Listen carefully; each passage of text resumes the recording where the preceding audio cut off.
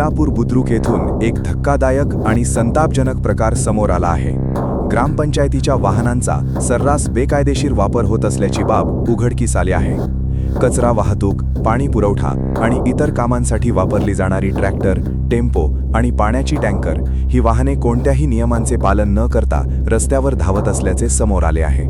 या वाहनांकडे आवश्यक असलेली आरसी, इन्शुरन्स आणि पीयूसी प्रमाणपत्रे अद्ययावत नसल्याची धक्कादायक माहिती समोर आली आहे। याहूनही गंभीर बाब म्हणजे काही ठिकाणी अल्पवयीन मुलांकडूनच ट्रॅक्टर चालवून घेतले जात असल्याचे आरोप होत आहेत।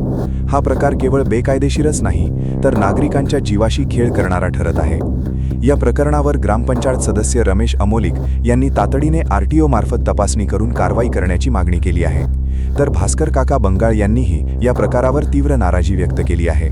दरम्यान अशोक सहकारी साखर कारखान्याचे संचालक भगवानराव सोनवणे यांनी या निष्काळजी कारभारावर संताप व्यक्त करत सखोल चौकशीची मागणी केली आहे।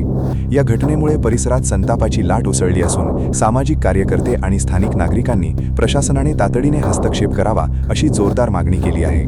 आता प्रश्न असा आहे, प्रशासन या गंभीर प्रकाराची दखल घेणार का आणि नियमांचे उल्लंघन करणाऱ्यांवर कठोर कारवाई होणार का, हे पाहणे महत्त्वाचे ठरणार आहे। आपण बघत आहात ग्रामपंचायतचा हा कचरा वाहणारा छोटासा टेम्पो, एकच नव्हे असे दोन या ठिकाणी उभे आहेत। पोलीस स्टेशन समोर ट्रॅक्टर दोन उभे आहेत, त्यापैकी नवीन घेतलेले ट्रॅक्टर आणि हे जे काही वाहतूक आहे या परिपूर्ण यांचा इन्शुरन्स संपलेला आहे, पीयूसी संपलेली आहे, काही ड्रायव्हरकडं लायसन देखील नाही आहे तरी ते चालवतात। ग्रामपंचायतीचं याकडे दुर्लक्ष जाणीवपूर्वक केलं जातं आहे का? हाच का तो पारदर्शक कारभार ज्यातून गावाला संदेश दिला जातो आम्ही पारदर्शक आहोत म्हणून? मुळात हे सगळे ट्रॅक्टर आणि कचरा वाहणाऱ्या वस्तू वाहतूक करणाऱ्या छोटे टेम्पो हे स्मशानभूमीमध्ये आपल्याला लावायला सांगितले गेलेले आहेत, तरी देखील आपण बघू शकता पेट्रोल पंपावरती, पोलीस स्टेशनसमोर हे वाहतूक आपल्याला कायम लावलेली दिसते।